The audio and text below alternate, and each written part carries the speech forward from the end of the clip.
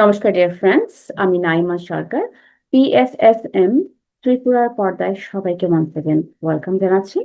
শ্রদ্ধা ও পত্রিকে ধন্যবাদ দিয়ে শুরু করছি আজকে এই শেষ পর্বটি, পর্ব 5। আমরা কিন্তু পর্ব 1, 2, 3 এবং 4 নম্বর পর্ব করে ফেলেছি। আজকে আমরা 5 নম্বর পর্বটি করবো, এটা কিন্তু শেষ পর্ব। হ্যাঁ, তো আমরা কিন্তু অধীর আগ্রহে আমরা অপেক্ষা করছি এই পর্ব 5 বা শেষ পর্বটি শোনার জন্য। আশা করি আপনারাও কিন্তু অধীর আগ্রহে বসে আছেন। এবং চলুন আর দেরি না করে পত্রিজির লেখা একটি চমৎকার বইটির নাম হচ্ছে এনলাইটেনমেন্ট অন নো ডেথ, মানে মৃত্যু নেই, তিনি কি মেসেজ নিয়ে এসেছেন সেটা আমরা জানবো। এবং এটাই কিন্তু পর্বের এই পর্বটি শেষ পর্ব।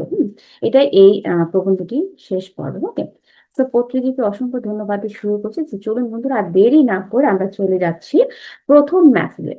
প্রথম মেসেজটি যিনি দিয়েছেন তার নাম হচ্ছে মধু। তিনি ফরিদাবাদ, ভারত থেকে তিনি যে মেসেজটা দিয়েছেন, ক্যাপশনটা আমি একটু পড়ে শোনাচ্ছি। চমৎকার একটি ক্যাপশন তিনি দিয়েছেন। তিনি বলেছেন, তোমার ভয়ের ফলস্বরূপ তোমাকে এর থেকে বেরিয়ে আসতে হবে, মানে ভয়কে জয় করতে হবে। তো চলুন বন্ধুরা, আমরা ভেতরে ঢুকে আসি, আমরা দেখি যে কি লেখা আছে। তিনি বলেছেন যে আমার সরি আমার যাত্রা সর্বদা ঘন ঘন মৃত্যুর সংস্পর্শে আসতো। শৈশব থেকে আমি মৃত্যুকে একটি ভয়াবহ ঘটনা হিসেবে দেখতাম এবং এর প্রতি আমার মনোভাব সর্বদা অপ্রীতিকর ছিল।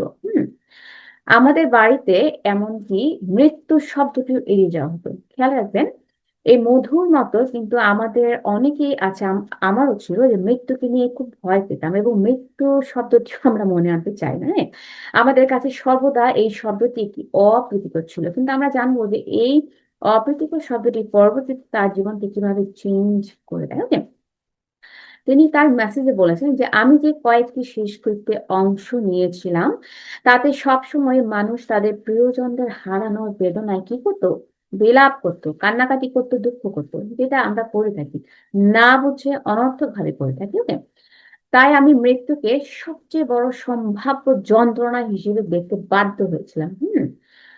তিনি এটাই বলছেন যে মৃত্যুকে আমি আসলে যন্ত্রণা হিসেবেই আমি দেখতে বাধ্য হয়েছিলাম, কারণ কি আমার কাছে এতটা বেদনাদায়ক ছিল যে প্রিয়জনদের হারানোর বেদনা আমি আর নিতে পারছিলাম না। ওকে, তারপর তিনি বলেছেন, আমার ভাই একজন প্রতিবন্ধী ব্যক্তি যার একাধিক চ্যালেঞ্জ রয়েছে। আমরা জানবো চ্যালেঞ্জগুলো। তিনি বলেছেন, জন্মের সময় জটিলতার কারণে সে অন্ধ হয়ে জন্মগ্রহণ করেছিল এবং তার বাক এবং মানসিক সমস্যা রয়েছে, মানে সে কথা বলতে পারতো না। ওকে, সে এমন একটি আত্মা যা সর্বদা আনন্দে থাকে এবং তার ঐশ্বরিক স্পন্দন আমাকে প্রচুর জ্ঞান বর্ষণ করে। Okay?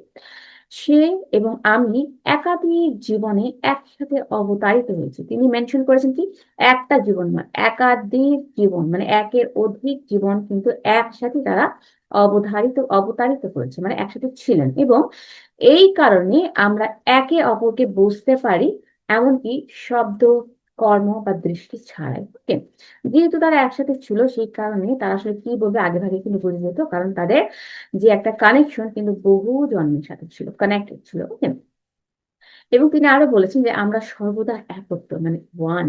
ওকে, তিনি তার মেসেজে আরো বলেছেন যে যদিও সে কথা বলতে পারে না এবং বুদ্ধি প্রতিবন্ধী, তার উপস্থিতি আমার প্রতি অসীম স্নেহ এবং শ্রদ্ধা প্রকাশ করে।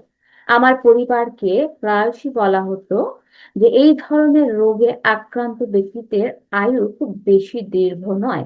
ডক্টররা বলতেন, কি বলতেন, ডক্টররা বলতেন যে এই ধরনের শিশুরা কিন্তু 15 বছরের বেশি বাঁচে না। এবং তার ভাইয়ের আরো যেই সমস্যাটি দেখা যেত সেটা হচ্ছে যে তার ভাইয়ের প্রতিদিন খিঁচুনি হতো। ওকে, ওকে খিঁচুনি হতে দেখে আমার কেবল আমাদের হৃদয়ের মুখ চেপে ধরতাম, মানে তাদের এত খারাপ লাগতো। হুম যে তারা আসলে এই বিষয়টা নিতে পারতো না। এবং তিনি আরো বলেছেন যে তার অস্তিত্বের জন্য প্রার্থনা করতাম। Right? আমরা বিশ্বাস করতাম যে আমাদের ভাইকে ঈশ্বরের ক্রোধ থেকে রক্ষা করতে হবে যাতে সে মারা না যায়। ওকে, তাই আমরা পুজো প্রার্থনা করতাম এবং মান্যত করতাম। মানত মানে হচ্ছে প্রতিজ্ঞা করতাম এবং আরো অনেক কিছু করতাম। আক্ষরিক অর্থে সবকিছু চেষ্টা করতাম যেন তার মৃত্যু না হয় এবং তার অবস্থার উন্নতি হয় সেজন্য কিন্তু ওকে। তিনি আরো বলেছেন যে আমরা বিশ্বাস করতাম যে কিছু না কিছু করেই মানে কিছু একটা করে তারপরে আমার ভাই মারা যাবে, এমনি এমনি আমার ভাই মরবে না। হ্যাঁ, কেউ অবশ্যই মারা যেতে পারে কিন্তু আমার ভাই না। হ্যাঁ, এবং তাদের বিশ্বাস ছিল যে অনেকেই মারা যেতে পারে, কারণ মৃত্যুটা আসলে কেউ ঠেকাতে পারবে না, কিন্তু আমার ভাই মারা যাবে না, কারণ তারা তাদের ভাইকে এতটাই ভালোবাসতো। ওকে। আচ্ছা, তিনি তার মেসেজে আরো বলেছেন যে আসক্তি হলো কেবল একটি বাধা। হুম এবং তোমাকে এর থেকে কিন্তু বেরিয়ে আসতে হবে। তিনি আরো চমৎকার মেসেজ বলেছেন, তিনি বলেছেন যে কিন্তু মৃত্যু অনিবার্য।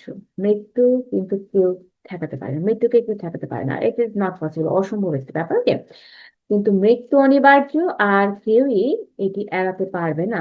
একদিন আমাদের অবশ্যই প্রকৃতির মুখোমুখি হতে হয়েছিল, অর্থাৎ মৃত্যুর মুখোমুখি হতে হয়েছিল। সেই দিনটি আমার জন্য এসেছিল 2019 সালের অগাস্টে, যখন আমার ভাই ধ্যানে থাকা অবস্থায় আমার কাছে এসে তার দেহ ত্যাগ করার ইচ্ছা প্রকাশ করেছিল। এই কথা শোনার পর কি হচ্ছিল তার, তিনি অসাড় হয়ে গেছিলেন। তিনি বলছেন যে এই কথা শোনার পর আমি অসাড় হয়ে গেলাম, মানে স্থির হয়ে গেলাম। এটি আমার জীবনের সবচেয়ে বড় দ্বিধা শুরু করে। আমি দৃঢ়ভাবে বিশ্বাস করতাম যে অন্যের পছন্দ এবং স্বাধীন ইচ্ছাকে সম্মান করা উচিত। হ্যাঁ, একদিকে আমি তার প্রতি অত্যন্ত আসক্ত ছিলাম, অন্যদিকে আমাকে তার পছন্দকে সম্মান করতে হয়েছিল। খেয়াল করেন, যদিও তিনি অন্যের স্বাধীনতাকে বা অন্যের স্বাধীন ইচ্ছাকে সম্মান করতো, তারপরেও কিন্তু তিনি তার ভাইয়ের মৃত্যুকে তিনি মানতে পারছিলেন না। তিনি বলছেন যে আমি কিভাবে নিজের পছন্দের বিরুদ্ধে যেতে পারি। ওকে, right. সেই সময় আমি আমার কলেজ ক্যাম্পাসের কাছে থাকতাম এবং আমি কেবল সপ্তাহান্তে আমাদের বাড়িতে আসতাম। এই শারীরিক বিচ্ছেদটিও আমার হাতে লবণ চিটিয়ে দিচ্ছিল। আমার ভাইকে ছেড়ে যাওয়ার কথা ভেবেই আমি কান্নাকাটি শুরু করে দিয়েছিলাম। আমি এত কষ্টের মধ্যে দিয়ে যাচ্ছিলাম যে বুঝতে পারলাম আমার আসক্তি আমাদের দুজনের জন্য পরিস্থিতি আরো খারাপ করে তুলেছে। তো আসক্তি থেকে আমাদেরকে বের হতে হবে, দূর করতে হবে, সেটাই কিন্তু মেসেজ। ওকে, তিনি আরো বলেছেন যে আমি কেবল যা করতে পারতাম তা হলো ফেরেশতা এবং আমার উচ্চতর আত্মার কাছ থেকে নিদর্শন চাওয়া, মানে দিক নির্দেশন চাওয়া, গাইডেন্স চাওয়া যে এখন আমি কি করতে পারি। হ্যাঁ, এটাই কিন্তু মেইন। ওকে, আমরা যখন কোনো কিছু আসলে চিন্তা করতে না পারি, আমরা হতাশ না হয়ে বরং আমরা কি করব, আমাদের যে উচ্চতর আত্মা আছে তাদের কাছ থেকে আমরা গাইডেন্স চাবো। চমৎকার সিক্রেট কিন্তু আমরা শিখছি। ওকে, তিনি আরো বলেছেন যে মহাবতার বাবাজি, আমার উচ্চতর আত্মা, আমাকে তার গুহায় ডেকেছিলেন এবং সেই ভ্রমণ আমার জন্য অত্যন্ত প্রয়োজনীয় সান্ত্বনা এনেছিল। তিনি আমাকে বলেছিলেন, মধু, তোমাকে বিচ্ছিন্ন হতে হবে, মানে সেপারেশনে যেতে হবে, সেপারেট হতে হবে। সত্যিকারের ভালোবাসা এবং সত্যিকারের স্নেহের অসীম স্বাধীনতা এবং শ্রদ্ধা রয়েছে, এগুলি আসক্তি থেকে উদ্ভূত হয় না। হুম আসক্তিটা কি আছে দেখেন, আসক্তি কেবল তোমার ভয়ের ফলাফল, মানে ভয় থেকে কিন্তু আসক্তির জন্ম, সেটা বলা হচ্ছে। এবং তোমাকে তা থেকে বেরিয়ে আসতে হবে, তোমাকে তা থেকে মুক্ত করতে হবে, নিজেকে মুক্ত রাখতে হবে। ওকে, ধীরে ধীরে তিনি যা করলেন যে ধীরে ধীরে বাবাজির নির্দেশনায় আমি এই সমস্যাগুলি নিয়ে কাজ করা শুরু করি, মানে তিনি কি করে এই আসক্তি থেকে বের হবেন সেটা নিয়ে তিনি কাজ করা শুরু করে দিলেন। আম, আসলে আমরা সবাই অ্যাপ্রিসিয়েট করতে পারি তার যে তিনি অ্যাকচুয়ালি বাবা যে গাইডেন্সটা তিনি কিন্তু ফলো করছেন, রাইট। ওকে, তারপরে যেটা হলো যে একদিন ধ্যানের সময় তিনি আমাকে দেখিয়েছিলেন যে কিভাবে আমার আসক্তি সূক্ষ্ম পদার্থের ঘন রূপে পরিণত হয়েছিল এবং যা আমার এবং আমার ভাইয়ের মধ্যে একটি আঠালো পদার্থের মতো ছিল। Okay, এটা কিন্তু মিলেমিশে একাকার হয়ে গিয়েছে পদার্থের রূপ। ওকে, তারপর তিনি বলেছেন আসক্তি হলো তোমার ভয়ের ফলাফল, তোমাকে এর থেকে বেরিয়ে আসতেই হবে। আমার নিজের অনুভূতিতে কি হয়েছিল, তার নিজেরই বমি বমি ভাব হচ্ছিল যে আমি কি করছিলাম, আমি কি লালন পালন করছিলাম মনের মধ্যে। এবং তিনি আরো বলেছেন যে আমি বুঝতে পারছিলাম যে আমার এতক্ষণ যে এসে মানে এই অনুভূতিটা কেমন ফিল করা শুরু করেছে সেটা আমি বুঝতে শুরু করেছিলাম। ওকে, তিনি তার মেসেজে তিনি আরো যেটা বলেছেন যে শ্বাসরোধ, এই লকডাউনের সময় আমি ধ্যানের মাধ্যমে আমার ভাইয়ের সাথে সংযোগ স্থাপন করার এবং মৃত্যু সম্পর্কে সঠিক জ্ঞান অর্জনের জন্য অনেক সময় পেয়েছি। কোন সময় তিনি পেয়েছেন? লকডাউনের সময়, হ্যাঁ। তিনি আরো বলেছেন যে তিনি আমাকে দেখিয়েছেন যে প্রতিটি মৃত্যুই একটি পছন্দ। আমরা কি শুনলাম? প্রত্যেকটা মৃত্যু কিন্তু একটা পছন্দ, হ্যাঁ। এমন একটি পছন্দ যা পূর্ব পরিকল্পিত, পৃথিবীতে উপস্থিত প্রতিটি সত্তার জন্য অপরিহার্য এবং স্বাভাবিক। তার মানে হচ্ছে এই যে আমরা জীবন ধারণ করছি, শ্বাস প্রশ্বাস নিচ্ছি, এই যে আমরা এর পরবর্তী একটা ধাপ আছে মৃত্যু, এটা কিন্তু পূর্ব পরিকল্পিত, মানে আমাদের সোলের পূর্ব পরিকল্পিত একটি ব্যাপার স্যাপার। এটা চট করে হয়ে যাচ্ছে না, ওকে। এটা নিয়ে আমাদের বরং ভয় না পেয়ে বরং সেলিব্রেট করতে হবে, উদযাপন করতে হবে, এটা হচ্ছে আসল কথা, okay? আচ্ছা, তিনি আরো বলেছেন, চমৎকার একটি মেসেজ দিয়েছেন। তিনি বলছেন দেহ কেবল একটি পর্দা, মানে একটি আবরণ, যার উপর আত্মা নিজেকে প্রক্ষেপণ করে। এই পর্দার মাধ্যমে আমরা আত্মার মহিমা অনুভব করি। তিনি আমাকে দেহের সাথে আত্মপরিচয়ের ভ্রম ভাঙতে শিখিয়েছিলেন।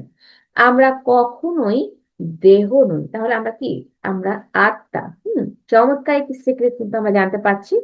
সিক্রেটটি হচ্ছে আমরা কিন্তু কখনোই দেহ নেই। আমরা যে দেহটি দেখছি আমরা কিন্তু আসলে তো নই। আমরা হচ্ছি আত্মা, পিওর সোল, ওকে। দেহ কেবল একটি সুন্দর এবং ঐশ্বরিক মাধ্যম, যার মাধ্যমে আমরা নিজেকে প্রক্ষেপণ করি। আমরা আমাদের প্রিয়জনদের দেহের সাথে সংযুক্ত করি এবং ভয় পাই যে একবার দেহ অদৃশ্য হয়ে গেলে আমরা সেই ব্যক্তির স্থায়ী ক্ষতি অনুভব করব। কিন্তু কিন্তু তিনি কি বলেছেন দেখেন, কিন্তু একবার আমরা এই বাস্তবতা দিয়ে আলোকিত হয়ে উঠি যে আমরা আত্মা, হুম এবং আমরা আমাদের সত্যিকারের সারমর্ম উপলব্ধ করতে পারি। এটা কিন্তু হচ্ছে বাস্তব ম্যাসেজ, যে আমরা কি? আমরা পিওর সোল, আত্মা, এবং আমরা কিন্তু ইমর্টাল, মানে অমর, আমাদের মৃত্যু নেই, ওকে। প্রবন্ধের নামই হচ্ছে এনলাইটেনমেন্ট আর নো ডেথ, মানে মৃত্যু নেই, এটা নিয়ে কিন্তু আমরা জানছি, ওকে। তিনি আরো বলেছেন যে আমাদের সত্তার প্রকৃত সত্তায় আমরা বিচ্ছিন্নতার ভ্রম অতিক্রম করতে পারি এবং আমরা সর্বদা সকলের সাথে একত্রের অবস্থায় থাকতে পারি, তা সে যেরূপই থাকুক না কেন। কে? কারো শারীরিক উপস্থিতি থাকুক বা না থাকুক, আমরা সর্বদা তাদের অনন্য সারাংশ, শক্তি বা কম্পন অনুভব করি। এটি অনুভব করার জন্য আমাদের প্রথমে কি করতে হবে? তিনি মেসেজে কি বলেছেন? এটি অনুভব করার জন্য, মানে ফিল করার জন্য প্রথমে আমাদেরকে যেটি করতে হবে সেটি হচ্ছে ধ্যান করতে হবে এবং নিজেদের সাথে সংযোগ স্থাপন করতে হবে, ওকে। এবং তিনি মৃত্যু নিয়ে চমৎকার কিছু তথ্য বলেছেন, আমরা এখন জানবো। তিনি আরো বলেছেন মৃত্যুর প্রক্রিয়া খুবই জটিল, মানে এই প্রক্রিয়াটা কিন্তু এত সহজ না, খুবই জটিল একটা প্রক্রিয়া। যেমন তিনি বলেছেন যে শেষের দিনগুলিতে যখন আত্মা দেহ ত্যাগ করে, তখন আত্মাকে দেহের সমস্ত কোষের সাথে ভাগ করে নেওয়ার জীবনের সুতোটি ছিন্ন করতে হয়, কাট আপ করতে হয়। সারা জীবন ধরে আত্মা তার শক্তির মাধ্যমে এই সুতোটি বজায় রাখে। তো এই সুতোটি কিন্তু খুবই ইম্পর্টেন্ট একটি সুতো, একটা সিক্রেট সুতো, এবং এটি কিন্তু আত্মা তার শক্তির মাধ্যমে বজায় রাখে, ওকে। এখন যখন এটি দেহ ত্যাগ করছে, তখন তাকে কি করতে হয়? সুতোটি ছিন্ন করতে হবে, কারণ সেটা দেহ থেকে বেরিয়ে যাচ্ছে, ওকে। এটি আত্মা এবং তার পথপ্রদর্শক উভয়ের জন্যই একটি বিশাল কাজ, হ্যাঁ।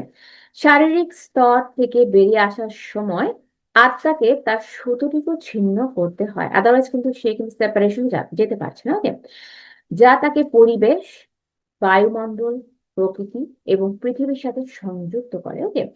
আমি আবারও বলছি, এটা কিন্তু খুব গুরুত্বপূর্ণ একটি লাইন। দেখেন তিনি বলেছেন যে শারীরিক স্তর থেকে বেরিয়ে আসার সময় আত্মাকে কি করতে হয়? আত্মাকে তার সুতোটিও ছিন্ন করতে হয়, যা তাকে পরিবেশ, বায়ুমণ্ডল, প্রকৃতি এবং পৃথিবীর সাথে কি করে? কানেক্টেড করে, সংযুক্ত করে। সেই বিন্দু পর্যন্ত এই সুতোটি আত্মাকে তার পূর্ব পরিকল্পিত স্ক্রিপ্ট অনুসারে কাজ করতে সক্ষম করে আসছে, okay? এই সংযোগের সুতোটি ছিন্ন হয়ে গেলে কি হয়? আত্মা সেই নাটক থেকে বেরিয়ে আসে যা সে অন্য সকলের সাথে খেলতে সমর্থ হয়েছিল। দেখেন, সুতোটি বিচ্ছিন্ন হয়ে গেছে, তার নাটকও মানে আমাদের নাটক কিন্তু শেষ হয়ে গেছে, ওকে। যেটা আমরা অন্যান্য আহ পৃথিবীর অনেকের সাথে আমরা অ্যাক্টিং করছিলাম, খেলছিলাম, রাইট? কারণ আমরা এখন বেরিয়ে যাচ্ছি, সুতো ছিন্ন ভিন্ন হয়ে গেছে, আমরা কিন্তু এখন আমাদের ইটার্নাল হোমে চলে যাচ্ছি। তো সুতোটি কিন্তু কি করতে হবে, ছিন্ন করতে হবে, রাইট? আচ্ছা, তিনি আরো যেটা বলেছেন, আসক্তি হলো তোমার ভয়ের ফলাফল মাত্র, ওকে। তোমাকে এর থেকে বেরিয়ে আসতে হবে। ঠিক এই মুহূর্তে আত্মা কি হয় দেখেন, আত্মা ভৌত স্তরের ভারী এবং ঘন কম্পন থেকে আধ্যাত্মিক স্তরের দ্রুত এবং হালকা কম্পনে এক বিশাল কম্পনগত পরিবর্তন কি করে, অনুভব করে, হ্যাঁ? বিদায়ী আত্মার পরিবারের সদস্য হিসেবে আমাদের আত্মাকে অন্তরে ধারণ করার জন্য সময় দেওয়া উচিত। দুঃখ এবং সুখের মধ্যে থাকার পরিবর্তে আমাদের আত্মার রূপান্তর উদযাপন করা উচিত এবং আনন্দের পরিবেশ তৈরি করা উচিত। এটি আত্মাকে এই জীবন থেকে তার সমস্ত শিক্ষা স্মরণ করা এবং শান্তিপূর্ণভাবে ভৌত স্তর থেকে বেরিয়ে আসার সময় দেয়, ওকে। তো দেখুন, আমরা সাধারণত যে কাজটি করি, যে কেউ যখন মারা যায়, বিশেষ করে আমাদের নিকট আত্মীয়জন যখন মারা যায়, আমরা কিন্তু কান্নাকাটি করে একটা শোকের পরিবেশ তৈরি করি।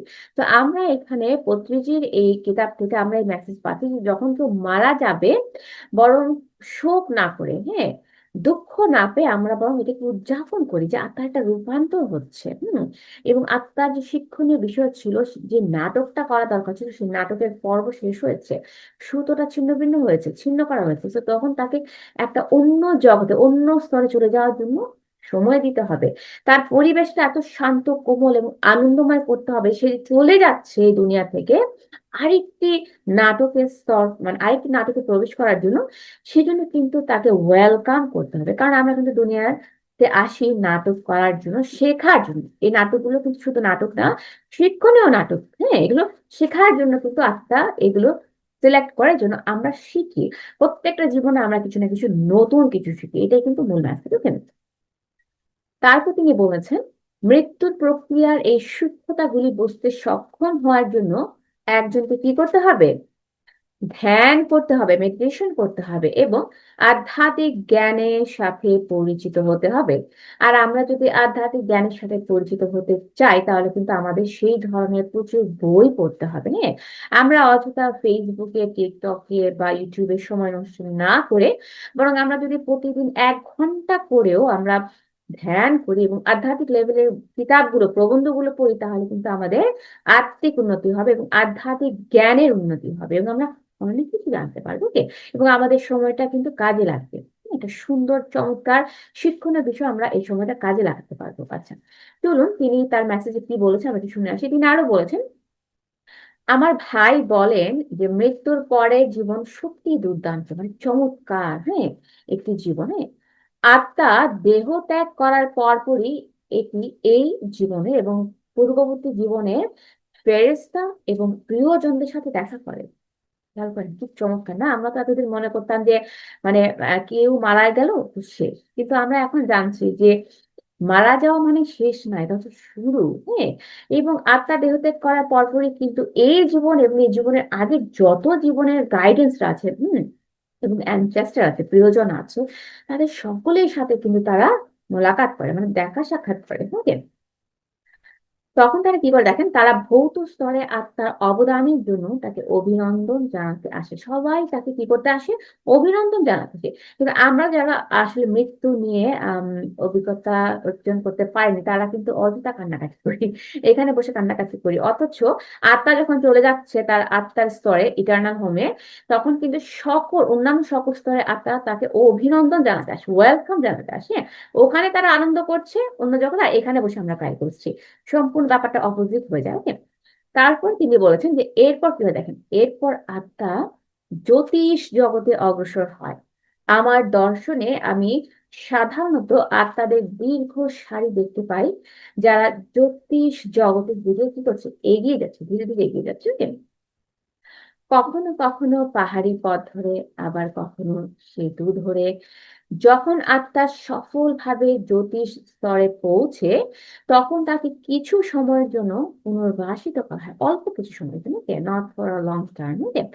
কেন এটা করা হয়? যে যাতে সে যে বড় পরিবর্তনের মধ্যে দিয়ে গেছে তার সাথে নিজেকে কি করতে পারে, মানিয়ে নিতে পারে, অ্যাটাচ করতে পারে।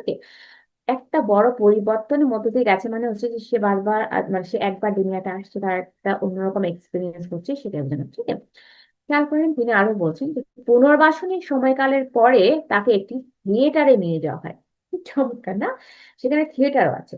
থিয়েটারে নিয়ে যাওয়া হয়, যেখানে তাকে শেষ জীবনের প্রত্যেকটি অংশ দেখানো হয়। হ্যাঁ, এরপর আত্মাকে ধ্যানের জন্য পাঠানো হয়, যাতে সে সিদ্ধান্ত নিতে পারে যে সে শীঘ্রই আরেকটি জীবন নিতে চায় কিনা। হুম।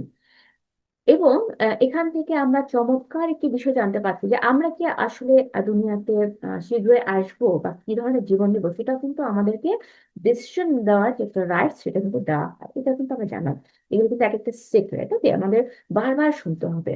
তো এই মেসেজ গুলো একবার না, আমি বলবো বারবার শুনবেন, তাহলে কিন্তু আমাদের জ্ঞান বৃদ্ধি পাবে। ওকে।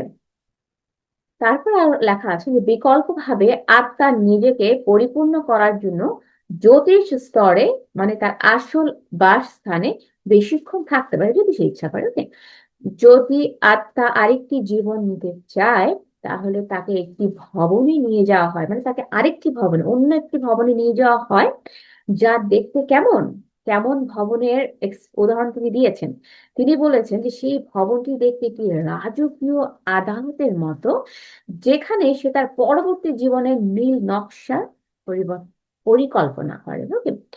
এটি তার আধ্যাত্মিক পথপ্রদর্শক, গুরু, জ্যোতিষ প্রভু এবং আত্মা যাদের সাথে অবতারিত হতে চায় তাদের উপস্থিতিতে করা হয়। তিনি যে একা করছেন, তিনি যে এই যে পরবর্তী জীবনের যে নকশাটা তিনি বা পরিকল্পনাটা তিনি একা করছেন, সেটা কিন্তু নয়।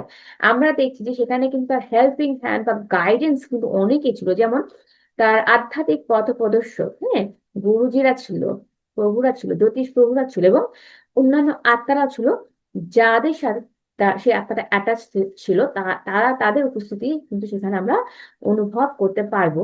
সেই স্তরে যদি আমরা আবার আসতে চাই, আমরা প্ল্যান করার সময়, পরিকল্পনা করার সময় কিন্তু তাদের সাহায্য আমরা নিব। ওকে। অলরাইট। নিচের নকশা তৈরি হয়ে গেলে, মানে আমরা যে আবহাওয়ার দুনিয়ার ভুবনে আসবো, সেই নকশা তৈরি হয়ে গেলে আত্মাকে কি করানো হয় জানেন? আত্মাকে তারপরে ধ্যান করার এবং এর সাথে সংযোগ স্থাপনের জন্য সময় দেওয়া হয়। তো সেখানেও কিন্তু কি করে, আত্মা ধ্যান করে। তো সেখানে যদি আত্মা ধ্যান করে, এখানে কেন আমরা অযথা সময় নষ্ট করবো বলেন? এখানেও আমরা একটু একটু ধ্যান করে সময়টাকে কাজে লাগিয়ে বলবো। দেখুন, তিনি তার মেসেজে আরো বলেছেন যে এর কিছুক্ষণ পরেই এটিকে তার অভিভাবক দেবদূত নির্বাচন করার জন্য দেবদূত রাজ্যে পাঠানো হয়। মানে গাইডেন্স, তার গাইডেন্স কে হবে, কতজন হবে, এটার একটা রাজ্য আছে কিন্তু। ওকে।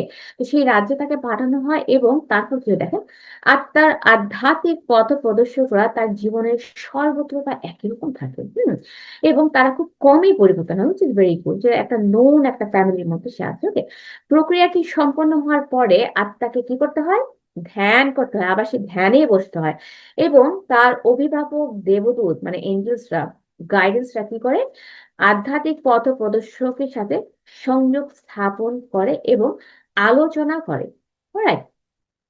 যে তার যে একটা আসন্ন জীবদ্দশায় কিভাবে সে জীবনটা অতিক্রান্ত করবে, কিভাবে সে এই দেবদূতদের সাহায্য পাবে, সে কি করবে না করবে, এটা কিন্তু তারা সাহায্য করে থাকে। ওকে।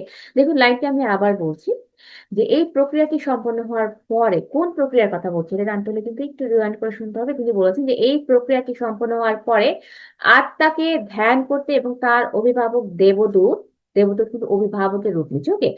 অভিভাবক দেবদূত এবং আধ্যাত্মিক পথ প্রদর্শকদের সাথে সংযোগ স্থাপন করতে বলা হয়, এবং আলোচনা করা হয় যে তারা তার আসন্ন জীবদ্দশা কিভাবে এটিকে সাহায্য করবে। হ্যাঁ, চমৎকার একটি প্রসেসের ভেতর দিয়ে কিন্তু আমরা যাচ্ছি। প্রসেসটাও কিন্তু খুব মূল্যবান এবং গুরুত্বপূর্ণ, যেটি কিন্তু আমরা অনেকেই জানি না। হ্যাঁ। ওকে। এই মেসেজের শেষে তিনি এটাও বলেছেন যে দলগত ধ্যান এবং জ্ঞান হ্যাঁ, যে যখন এই ধ্যান এবং জ্ঞান অধিবেশনটা মানে অংশগ্রহণ করার সময় আসে, তখন আমি বুঝতে পেরেছিলাম যে অনেক আধ্যাত্মিক গুরু জ্ঞান ভাগ করে নিয়েছে, যে আমার ভাইয়ের কাছ থেকে প্রাপ্ত তথ্যের অনুরূপ, right? এবং মৃত্যুর সময় এবং পরে সকলেই একই পরিস্থিতির সম্মুখীন হয়েছেন। সত্য সকলের জন্য এক, সত্য তো সত্য, সকলের জন্য একই থাকে, okay? সেই সত্যটা কি? সেই সত্যটা হচ্ছে যে সেই সত্যটা হচ্ছে যে আমরা আত্মা এবং আমাদের কোনো মৃত্যু নেই। মানে আমাদের দেহের কথা বলা হচ্ছে না, আত্মার কথা বলা হচ্ছে, যে আত্মার কিন্তু কোনো মৃত্যু নেই, ওকে? আমরা যদিও মৃত্যু নিয়ে চিল্লাচিল্লি করি, আমরা কান্নাকাটি করি, কিন্তু অ্যাকচুয়ালি আমাদের আত্মার কিন্তু কোনো মৃত্যু নেই। আমাদের যে দৈহিক যে পোশাকটা, সেটা কিন্তু মানে পরিবর্তন করা হচ্ছে মাত্র, এটাই বোঝানো হচ্ছে, ওকে? আমরা আমাদের ভৌত দেহ ত্যাগ করার পরেও আমাদের জীবন চালিয়ে যাব, তবে এভাবে নয়, অন্যভাবে, ওকে? ওই ভুবনের ওই ল অনুযায়ী আমাদের চলতে হবে, ওকে? জীবন এবং মৃত্যু সম্পর্কে আমার ভাই আমাকে যে তথ্য ক্রমাগত দিয়ে যাচ্ছেন, তা আমাকে আমার মায়া থেকে বেরিয়ে আসতে সাহায্য করে। দেখেন, এই যে তথ্যগুলো তিনি পাচ্ছেন, তিনি কিন্তু তার জীবনে অ্যাপ্লাই করছেন, এবং অ্যাপ্লাইয়ের ফলে যেটা হচ্ছে, যেটা ভ্রম থেকে মানে একটা মায়া থেকে কিন্তু তিনি বেরিয়ে আসতে পারছেন, ওকে? এছাড়াও তিনি বলেছেন যে পত্রিজি এবং পিএসএসএম মাস্টার্স এর কাছ থেকে আমি যে জ্ঞান পেয়েছি, তার সাহায্যে আমি এখন সেই পর্যায়ে আছি যেখানে আমি শরীরের মৃত্যু এবং আত্মার রূপান্তর কি করতে পারি, উদযাপন করতে পারি, সেলিব্রেট করতে পারি, okay? ছিলাম, এবং কেউ বা কিছু আমাকে সান্ত্বনা দেওয়ার জন্য মানে আকুল ছিলাম, যে মৃত্যু হবে, কেউ আমার কাছে আসবে, আমাকে সান্ত্বনা দিবে, এরকম একটা প্রসেস, এরকম একটা চিন্তাধারা তার মধ্যে ছিল, হ্যাঁ।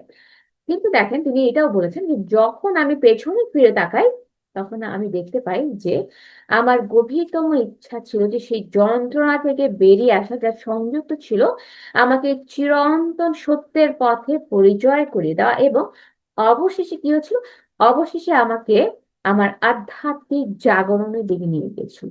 খেয়াল করেন, মৃত্যু সম্পর্কে যখন তার জ্ঞানটা কম ছিল, তখন কিন্তু সে তার আশেপাশে অনেক মানুষ তিনি এক্সপেক্ট করেছিল, কিন্তু যখন তার জ্ঞান বেড়ে গেছে, পত্রিকার কাছ থেকে তিনি জ্ঞানটা পেয়েছেন, পিএসএসএম অন্যান্য মাস্টার্স এর কথা তিনি শুনেছেন, এবং অন্যান্য কিতাবগুলো তিনি পড়েছেন, তখন কিন্তু বুঝেছেন যে এই সত্যটা তিনি বুঝতে পেরেছেন, যে আমরা আসলে সকলে কি আত্মা, এবং আত্মা কিন্তু অমর, ইমর্টাল, এটা তিনি বলেছেন, ওকে?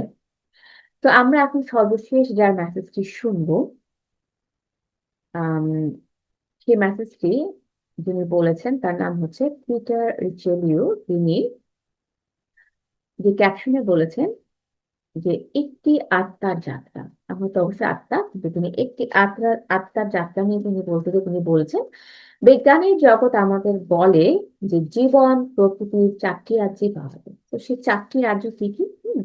সেই চারটি রাজ্য হচ্ছে খনিজ, উদ্ভিজ, প্রাণী এবং মানব রাজ্য, হ্যাঁ। তো এই সব কটা রাজ্যে কিন্তু কি পাওয়া যায়, জীবন পাওয়া যায়, হ্যাঁ। একটি আত্মার যাত্রা আমাদের আহ বলার দরকার নেই যে প্রাণী এবং মানব রাজ্য জীবন আছে। আমরা নিজেরাই তা দেখতে পারি। অলরাইট, তো কিভাবে দেখতে পাই তিনি এক্সপ্লেন করেছেন, এবং এই মেসেজটা আমার কাছে খুব ইন্টারেস্টিং লেগেছে, আশা করি আপনারাও শুনবেন মন দিয়ে, ওকে? তিনি বলেছেন যে তবে খনিজ এবং উদ্ভিজ রাজ্য জীবন আছে, তা কর্তৃত্ব দেওয়া আরো কঠিন, হ্যাঁ। নির্ভরযোগ্য সূত্রে আমাদেরকে বলে যে এমনকি শিলাগুলিরও জীবন আছে। আমরা যে শিলাগুলো দেখি, আমরা তো আসলে এগুলো খুব একটা গুরুত্ব দিই না, কিন্তু শিলাগুলিরও কিন্তু কি আছে, প্রাণ আছে, জীবন আছে, এবং যখন এই ধরনের শিলা থেকে জীবনের শক্তি প্রত্যাহার করা হয়, তখন তাদের কি হয় জানেন, তখন তারা ক্ষয়প্রাপ্ত হতে শুরু করে, এবং তিনি আরো বলেছেন যে সময়ের সাথে সাথে তারা ভেঙে পড়ে এবং ধুলোয় ফিরে যায়, যেমন একটি মানব দেহের হয়, যদিও প্রক্রিয়াটি আরো বেশি সময় নেয়, ওকে? এই প্রক্রিয়াটা একটু দীর্ঘ সময় ধরে হয়, ওকে? তিনি বলেছেন, দার্শনিকরা আরো বলেন যে জীবন কি, জীবন হচ্ছে কি প্রগতিশীল, যেমন প্রকৃতির সমস্ত জীবন, এবং জীবনের লক্ষ্য হলো একটি অভিজ্ঞতার মধ্যে দিয়ে যাওয়া, এবং এই অভিজ্ঞতা সংগ্রহ করা, কালেক্ট করা, হ্যাঁ, যেমন ফসল সংগ্রহ করার মতো, ওকে? জীবনের যে আসল থিম, এটা হচ্ছে যে অভিজ্ঞতা অর্জন করা, right? যখন এটি প্রাকৃতিক রাজ্যের মধ্য দিয়ে অগ্রসর হয় যেখানে জীবন পাওয়া যায়, সর্বনিম্ন রূপ বলতে থাকি আমরা যেখানে জীবন পাওয়া যাচ্ছে সেটা কথা বলা হচ্ছে যে সর্বোচ্চ যাকে নিখুঁত মানুষ অথবা নিখুঁত ভাবে তৈরি একজন মানুষ হিসেবে বর্ণনা করা যেতে পারে সেটা তিনি বলেছেন। তিনি আরো বলছেন নিম্ন ধরনের খনিজ পদার্থে জীবন জীবনী শক্তি তার প্রাপ্য অভিজ্ঞতা অর্জনের পর নিম্ন ধরনের উদ্ভিদে এবং একই রাজ্যের উচ্চতর প্রকারে প্রবেশ করে। এই গ্রহের সময় গণনা করতে হাজার হাজার বছর সময় লাগে, কিন্তু তিনি কি বলেছেন, কিন্তু যখন উদ্ভিদ জগতে জীবন উদ্ভিদ থেকে প্রাণী জগতে চলে যায় তখনই যে কোনো ধরনের বিভাজন গোষ্ঠী চেতনা বা গোষ্ঠী আত্মা হয়ে ওঠে। ওকে, তখন আর সে একা থাকছে না। হুম, মানে যখন একটি আত্মা, মানে একটি জীবন উদ্ভিদ থেকে প্রাণী জগতে চলে যায় তখনই কিন্তু বিভাজন সৃষ্টি হয়, বিভাজন তৈরি হয়, মানে গোষ্ঠী চেতনা বা গোষ্ঠী আত্মা হয়ে ওঠে, যা একই প্রজাতির সমস্ত বিভিন্ন প্রাণীর জন্য সাধারণ। হ্যাঁ, যা বাইরে থেকে এই প্রাণীদের উপর কাজ করে এবং কি করে পরিচালনা করে। রাইট। তিনি তার মেসেজ আরো বলেছেন যে যখন জীবনী শক্তি মানব রাজ্যে স্থানান্তরিত হয় তখন একটি অন্তর্নিহিত আত্মা বা অহংকার প্রতিটি ব্যক্তি দেহে বাস করে। অহংকার কিন্তু প্রত্যেকটা মানুষের জীবনে আছে, দেহে, মানে প্রত্যেকটা ব্যক্তির দেহে আছে। ওকে, এবং প্রতিটি মানুষের চিন্তা ভাবনা এবং কর্মকাণ্ডকে কি করে নির্দেশ করে। বিবর্তনের এই পর্যায়ে, এটা কিন্তু একটা বিবর্তন, দেখবেন তিনি বলছেন যে বিবর্তনের এই পর্যায়ে গোষ্ঠী আত্মার জাতিগুলোর উপর প্রভাব রয়েছে। কিন্তু ব্যক্তিদের উপর কিন্তু কোনো প্রভাব নেই, যাদের এখন স্বাধীন ইচ্ছা আছে, মানে ফ্রি হইতে হচ্ছে। ওকে, তিনি মেসেজ আরো বলেছেন যে প্রাণীদের কাছে মানুষ একটি অতীত প্রাণী, ঠিক যেমন মানুষের কাছে একজন নিখুঁত একটি অতীত প্রাণী। ওকে, অতীত প্রাণীর ভয় প্রাণী জীবনের সর্বনিম্ন রূপ থেকে শুরু হয়, সর্বনিম্ন স্তর থেকে শুরু হয়, খেয়াল করবেন, এবং প্রাণী রাজ্য জুড়ে অব্যাহত থাকে যতক্ষণ না প্রাণীরা গৃহস্থালী জীবনে মানুষের সাথে যোগাযোগ করে। তারপর কি হয়, তারপর প্রাথমিক পর্যায়ে যে ভয় জন্মেছিল তা ধীরে ধীরে, কিন্তু তিনি এটাও বলছেন যে কিন্তু নিশ্চিতভাবে ভালোবাসা দ্বারা কি হয় প্রস্তাবিত হয়। ওকে, প্রাণীরা কি করে দেখেন, প্রাণীরা নিজেরাই প্রাকৃতিক আইন অনুসারে জীবন যাপন করে। প্রকৃতির একটি আইন আছে, কি চমৎকার না বন্ধুরা? হ্যাঁ, এটা কিন্তু আমাদের জানা ছিল না, বাট আজকে আমরা জানছি। গুরুজি পর্তুজির এই চমৎকার বই থেকে আমরা জানতে পারছি যে প্রাণীরা নিজেরাই প্রাকৃতিক আইন অনুসারে জীবন যাপন করে, যা সবচেয়ে শক্তিশালীদের বেঁচে থাকা, এবং প্রাণী রাজ্যের মূল কথা হলো কি আত্মসংরক্ষণ। ওকে, এবং তিনি আরো বলেছেন মানব জাতির সকল ভয় দূর না হওয়া পর্যন্ত কোনো গোষ্ঠী আত্মায় মানব আত্মায় রূপান্তরিত হতে পারে না। কথাটি খেয়াল করেছেন? আমি আবারও বলছি, মানব জাতির সকল ভয় দূর না হওয়া পর্যন্ত কোনো গোষ্ঠী আত্মায় কিন্তু কি হতে পারে না, মানব আত্মায় পরিবর্তন হতে পারে না, মানে রূপান্তরিত হতে পারে না। ওকে, মানুষ এবং একটি প্রাণীর মধ্যে প্রধান পার্থক্য কি? প্রধান পার্থক্য হচ্ছে যুক্তি এবং এর সাথে স্বাধীন ইচ্ছা শক্তির দান। Alright? তিনি আরো বলেছেন তার মেসেজে একজন মানুষ সত্য এবং ভুলের মধ্যে পার্থক্য জানে, এবং এমনকি একজন মানুষ হিসেবে তার প্রাথমিক জীবনেও সে নিজের সিদ্ধান্ত নিতে পারে, যেখানে একটি প্রাণীকে প্রাণী জগতে কি করতে হয়, প্রাণী জগতের আইন মেনে চলতে হয়। প্রাণী জগতে কিন্তু আইন আছে। ওকে, একটি প্রাণী প্রবৃত্তি দ্বারা বেঁচে থাকে। এবং প্রবৃত্তির সীমার বাইরে কিন্তু সে কিছু থাকতে পারে না, সেটা কিন্তু তার মেসেজে তিনি বলেছেন। এবং তিনি আরো বলেছেন একজন মানুষ মন্দ পথ বেছে নিতে পারে যদিও সে জানে যে এই পথটি মন্দ এবং বিশ্বকে শাসনকারী প্রগতিশীল শক্তির বিরুদ্ধে এই পথটি। কিন্তু একটি প্রাণীকে অবশ্যই কি করতে হয়, তার প্রকৃতি যা তাকে বাধ্য করে তাই করতে হবে, কারণ এটি কিন্তু তার জন্য একটি আইন, অবধারিত একটি আইন, তাকে মানতেই হবে। ওকে, তো বন্ধুরা এখানে তিনি আরো বলেছেন যেটা খুব ইম্পর্টেন্ট, তিনি বলেছেন যে প্রাণী জগতের মূল কথা হলো আত্মসংরক্ষণ, মানে মানব রাজ্যের মূল কথা হলো কি আত্মত্যাগ। হ্যাঁ, ভোগ নয়, ত্যাগই কিন্তু আসল যেই কারণ সেটার কথা বলা হচ্ছে যে মানব রাজ্যের মূল কথা হচ্ছে কি আত্মত্যাগ। কোটেশন দিয়ে রাখবেন, আত্মত্যাগ। আমাদেরকে কিন্তু ত্যাগী হতে হবে, ভোগী নয়। ওকে, অলরাইট। তিনি আরো বলেছেন মানব রাজ্যে কার্যকর প্রথম গুরুত্বপূর্ণ আইন হলো পুনর্জন্মের আইন। ওকে, এই আইনটি দাবি করে যে একজন আত্মা বা একটি অহংকার যখন একটি দেহের মধ্যে প্রবেশ করে, একবার ব্যক্তিত্বপ্রাপ্ত হয়ে গেলে বারবার মানব দেহে অবতীর্ণ হতে থাকে, যতক্ষণ না সে সমস্ত ধরনের পরিবেশের অভিজ্ঞতার মাধ্যমে শারীরিক পরিস্থিতিতে শেখা যায় এমন শিক্ষা গ্রহণ করে। তো আত্মাও কিন্তু মানে পর্যায়ক্রমে বারবার বিভিন্ন অভিজ্ঞতার মধ্যে দিয়ে যাচ্ছে এবং কি করছে, বিভিন্ন ধরনের শিক্ষা গ্রহণ করছে। আমরা শিক্ষা গ্রহণ করার জন্য এসেছি দুনিয়াতে। ওকে, তিনি আরো বলেছেন যে যখন জীবনী শক্তি খনিজ ও উদ্ভিদ রাজ্যের মধ্য দিয়ে অগ্রসর হয়, তখন এই আইনটি সীমিত পরিমাণে বিদ্যমান থাকে, তবে এটি খুব স্পষ্ট নয়, ইটস নট ক্লিয়ার এনাফ। ওকে, দ্বিতীয় গুরুত্বপূর্ণ আইন যা মানুষের জন্য কার্যকর, যদিও প্রাণীদের জন্য না, শুধুমাত্র আমাদের জন্য, সেটি হচ্ছে যে তা হলো কর্মের আইন।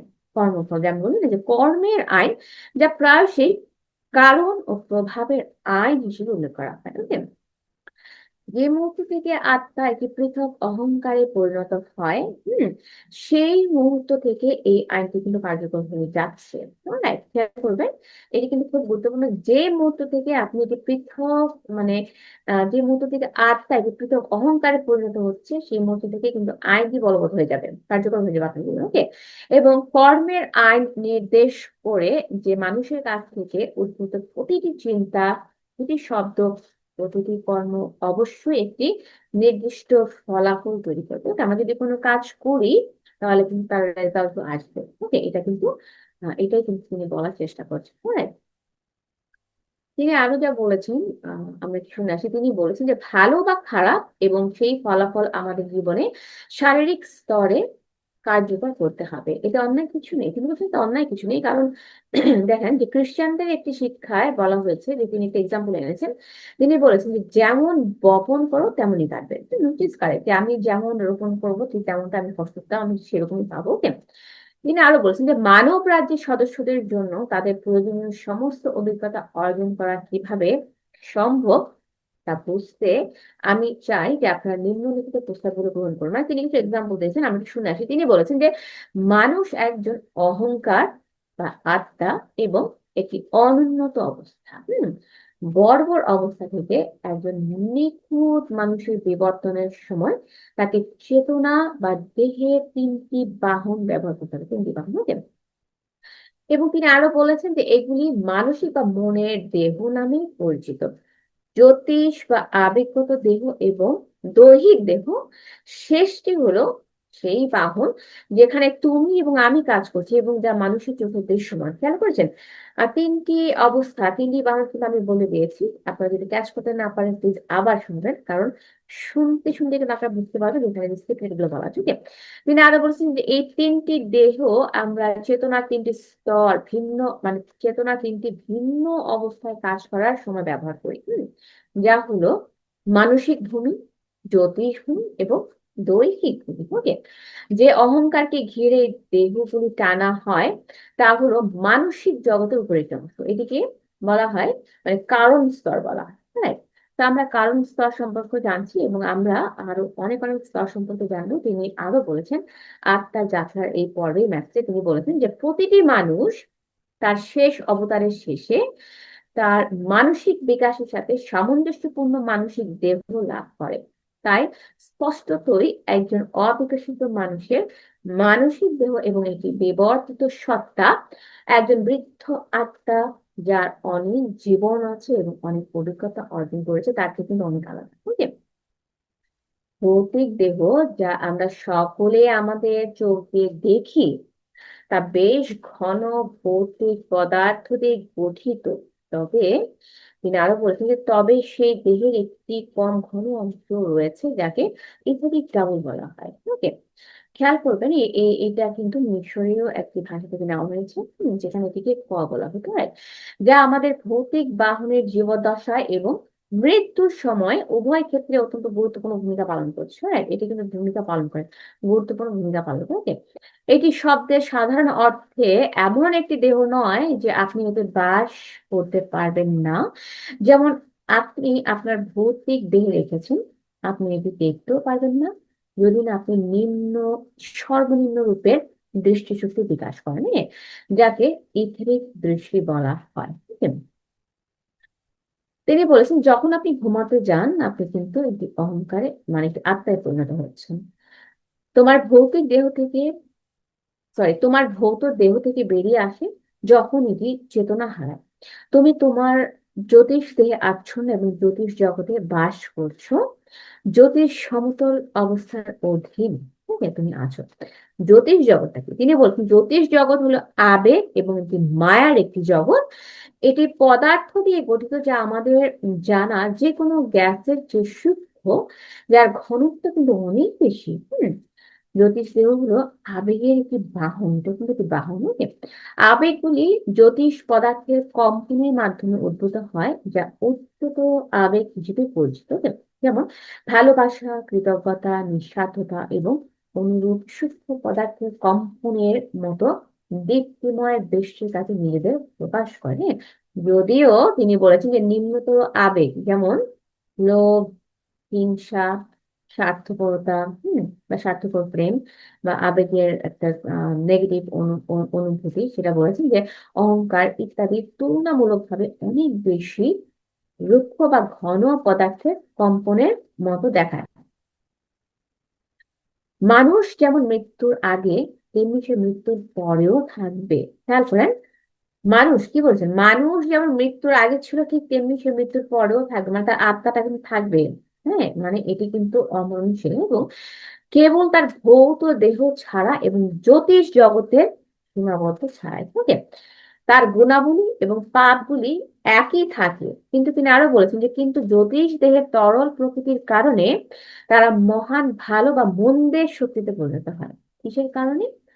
হ্যাঁ, তিনি একটু যদি খেয়াল করেন যে জ্যোতিষ দেহের তরল প্রকৃতির কারণে কিন্তু ভালো বা মন্দ শক্তিতে পরিণত হতে পারে, সেটা তিনি বলছেন। এবং তিনি আরো বলেছেন এইভাবে শারীরিক স্তরে সামান্য বিরোধের অনুভূতি নিছক ঘৃণায় পরিণত হয়, যার ফলাফল উভয় পক্ষের জন্য অপ্রীতিকর হয়।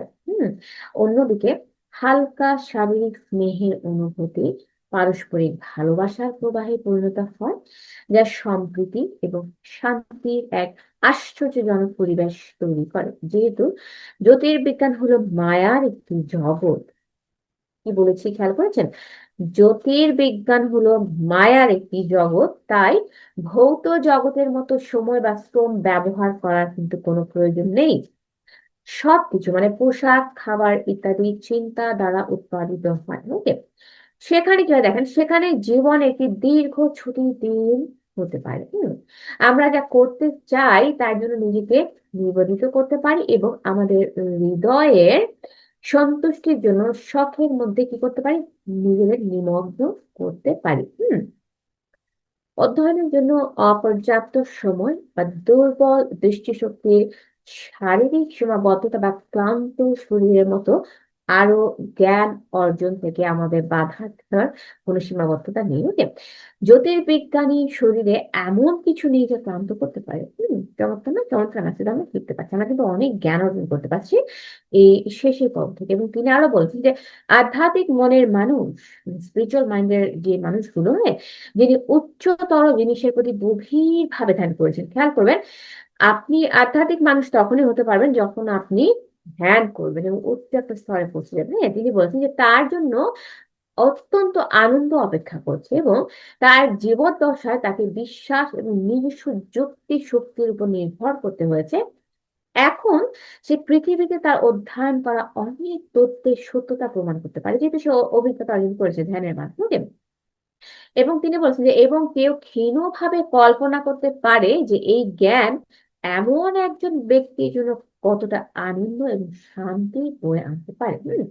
সে অন্ধকারে সংগ্রাম করে চলেছে এবং এখন কিছুটা হলেও সে আলো খুঁজে পেয়েছে। তার মানে হচ্ছে তিনি এটা বলতে চেয়েছেন যে তুমি গুপ্ত জ্ঞান বা সিক্রেট নলেজ নামক শিক্ষাটি পেয়েছো কিসের মাধ্যমে? ধ্যানের মাধ্যমে এবং অধ্যয়নের মাধ্যমে। ওকে। তিনি আরো বলেছেন এখন গুপ্ত জ্ঞান নামক শিক্ষাটি শিখেছো, যা হলো তুমি কখনোই বিশ্বাসযোগ্য ভাবে কোনো বোকামি বিশ্বাস করবে না। কারণ তুমি সবকিছুতে একটা সত্যতা যাচাই করার একটা প্রসেস তুমি খুঁজে পেয়েছো, পথ খুঁজে পেয়েছো ধ্যান করার মাধ্যমে, শিক্ষার মাধ্যমে, এবং অন্যান্য যে আম, কিতাবগুলো অধ্যয়ন করার মাধ্যমে, স্পিরিচুয়াল গাইডেন্সের মাধ্যমে। Okay, সেটা বলা হচ্ছে। এবং তিনি আরো বলেছেন যে গ্রহণ করার একমাত্র পদ্ধতি হলো তোমাকে যা বলা হচ্ছে তাকে একটি সম্ভাবনা হিসেবে গ্রহণ করা, তারপর মাটিতে দাঁড়িয়ে নিজের জন্য সেই জিনিসগুলি প্রমাণ করার উপায় খুঁজে বের করা। এই ক্ষেত্রে ভৌত জগতে বিদ্যমান সবকিছুর একটি প্রতিরূপ রয়েছে। সেখানে মানে যেখানে ভৌত জগতে একটি নগর বা ভবন আছে, সেখানে জ্যোতিষ পদার্থেও সেই শহর বা ভবনের প্রতিরূপ বা প্রতিফলন রয়েছে, কিন্তু হ্যাঁ, যা তুমি করতে পারো জ্যোতিষ জগতের সবচেয়ে বস্তুগত অংশ। হ্যাঁ, তিনি এটি উদাহরণ দিয়ে বলেছেন যে এটি হচ্ছে ঘনতম একটি অংশ, মানে জ্যোতিষ জগতের সবচেয়ে বস্তুগত অংশ হচ্ছে ঘনতম অংশ। হুম, যা হলো গোলক, মানে গোলকীয়। ওকে। যা মৃত্যুর পরপরই আপনাকে ঘিরে থাকে, এবং আপনি যখন জ্যোতিষ জগতের এই ঘন অংশে বাস করেন তখন কি হয়? তখন আপনি আপনার চারপাশের সমস্ত জিনিস দেখতে পান, যা আপনি ভৌত জগতে বসবাস করার সময় কিন্তু টের পান বা দেখতে পান। আপনি যতক্ষণ ইচ্ছা এই গোলকগুলিতে বাস করতে পারেন, কিন্তু দেখেন কি অপূর্ব একটা চয়েস আমাদেরকে দিয়েছে। এটা কিন্তু আমরা এই পত্রিকার এই এনলাইটেনমেন্ট নো ডেথ নামক কিতাব থেকে আমরা জানতে পারি। ঠিক আছে? তিনি আরো বলেছেন যে গোলকগুলি আসলে একে অপরের উপরে নয়, তাহলে কি, বরং আমাদের চারপাশে কেবল বিভিন্ন ঘনত্বের অবস্থা মাত্র। ওকে। এখানে মানুষ নিজেরাই হয়ে ওঠে, এবং আপনি শীঘ্রই বুঝতে পারবেন যে আপনি যখন তাদেরকে আসলে যেমন আছে তেমনি ভাবে জানবেন, তখন আমাদের মধ্যে সবচেয়ে খারাপের মধ্যে অনেক ভালো, এবং আমাদের মধ্যে সেরার মধ্যে অনেক খারাপ, এই পুরনো প্রবাদটি কিন্তু অত্যন্ত সত্য প্রমাণিত হয়েছে। ওকে। তো আশা করি আজকে সর্বশেষ যে পর্বটি, পর্ব 5 নিয়ে আমি এসেছি, যেটি শ্রদ্ধেয় পত্রিজি বই, যে এনলাইটেনমেন্ট অফ নো ডেথ, মানে মৃত্যু নেই। এই শেষ পর্বটি আপনাদের খুবই ভালো লেগেছে, এবং আমরা অবশ্যই আবারও পত্রিজিকে ধন্যবাদ জ্ঞাপন করবো এই চমৎকার বইটি আমাদের উপহার দেওয়ার জন্য। এবং প্রত্যেকটি পর্ব কিন্তু আপনারা দেখবেন, আমি বলবো যে একবার নয় বহুবার করে শুনবেন, যদি আমরা সত্যি সত্যি জ্ঞান অর্জন করতে পারি। ওকে। তো এটি যেমন শুনবেন এবং শেয়ারও করবেন, যেন আপনার মতো আরো অনেকেই শুনতে পারে, জ্ঞান অর্জন করতে পারে এবং নিজেকে বিকশিত করতে পারে। ওকে। তো সেই পর্যন্ত সবাই ভালো থাকবেন। নমস্কার।